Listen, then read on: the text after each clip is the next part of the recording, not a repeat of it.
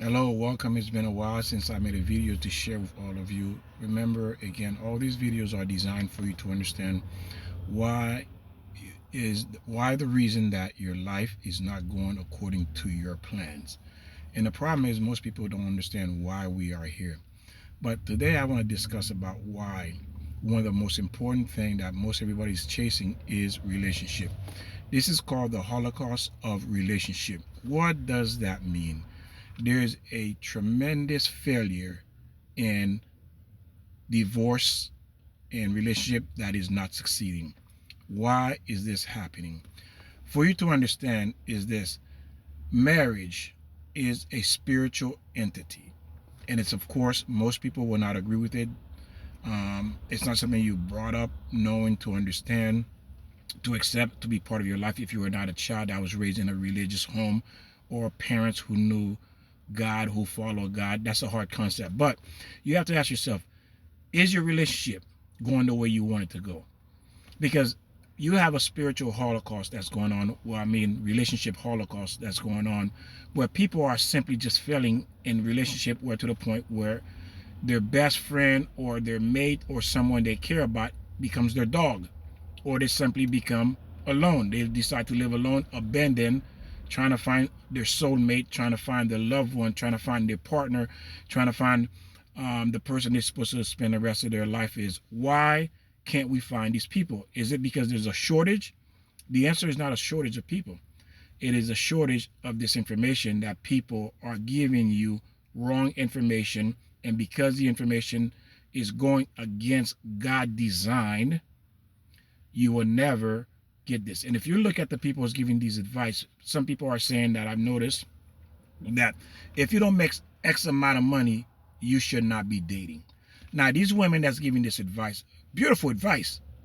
But the question is, did you succeed in what you're doing, what you're saying, the information you're passing over? And the question is, does every woman fit that mold that this man who's making that kind of money wants? So in other words, to you as a woman, do all men look good? No. So if all men doesn't look good, then all women does not look good to men. So men have their preference as well. So therefore, if you're saying a man should not be dating if you don't have X amount of dollars, then where are the men who you think you deserve? Why are they not knocking on your door? Why everyone is not running to you and asking you, how did you do it? How were you able to bag or get this rich man that's making all this money, who loves you, and you have a family, you married, he has put this ring on your finger where you need a trailer to carry it because the ring is so heavy, and he put you in this palace? Where's your man? Where's that man? Because if you're so good, if you're so wonderful, where is he? Because again, before you give advice on something like this, you're making yourself look stupid.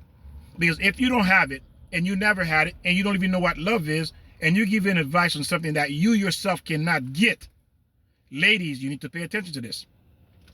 These women that's giving you advice on something that they themselves cannot get, they never had, and yet they're giving you advice, shouldn't you be thinking something is wrong with this? Because you consider yourself an intelligent person, right? I think so too. You are intelligent.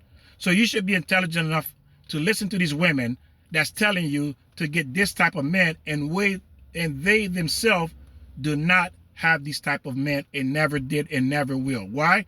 Because they're giving wrong information, which will never be what you're looking for. The world does not cater to your needs.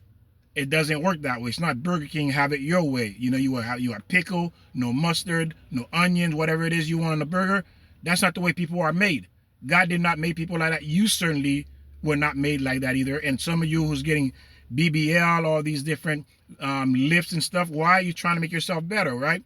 But still, you still cannot get that man that you're telling other women to get.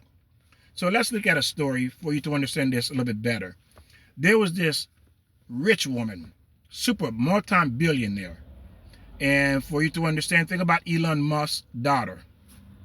For you to understand the kind of money we're talking about here. So she was 18 years old, but she was a kind, loving woman. All the men in the kingdom, prince, kings, wealthy men, royalty, they all wanted to marry her. That's the difference between you and her. They all would come to the father to ask for her hand in marriage. All these men, they weren't the average men I just mentioned. They were prince, they were kings, they were wealthy men. All wanted to marry her. They would come and they would be in line to talk to the father, and offering her everything she wanted, they would give her for her to marry him. But she refused.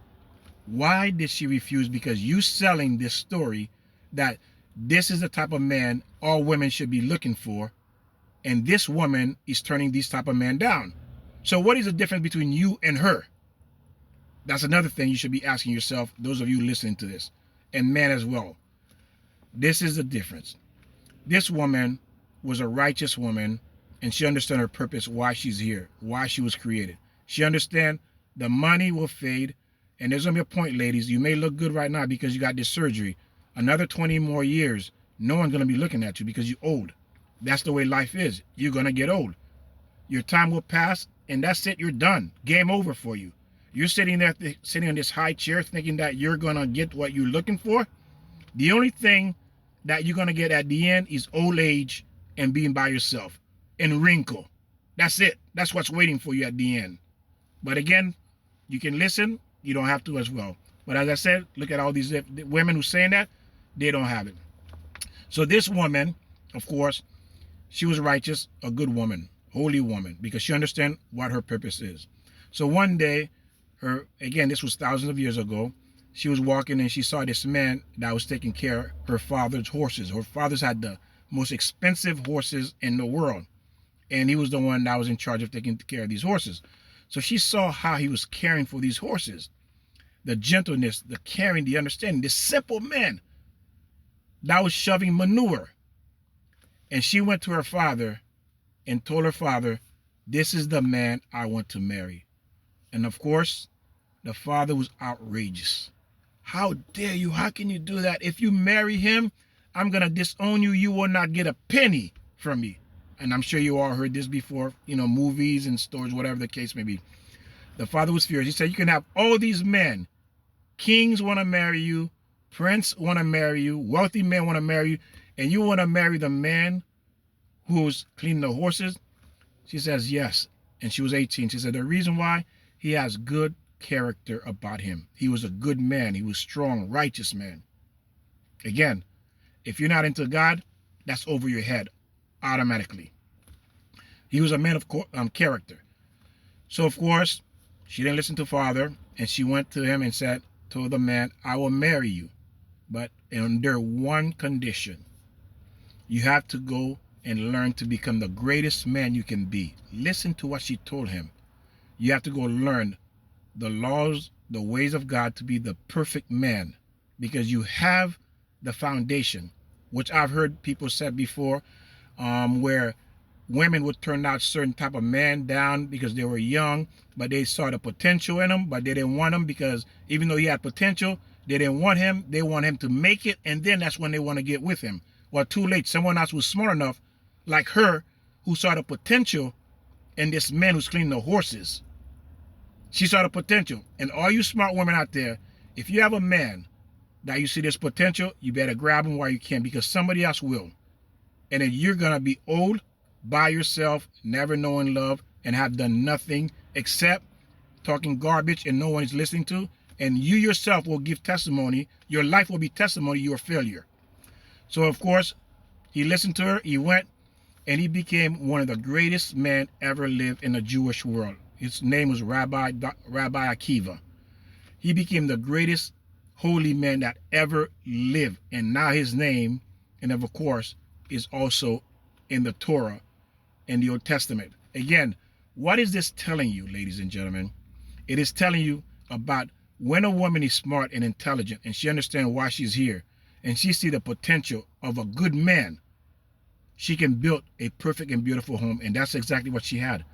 And at the end, the father realized this man made something of himself, and the father gave the man all his wealth.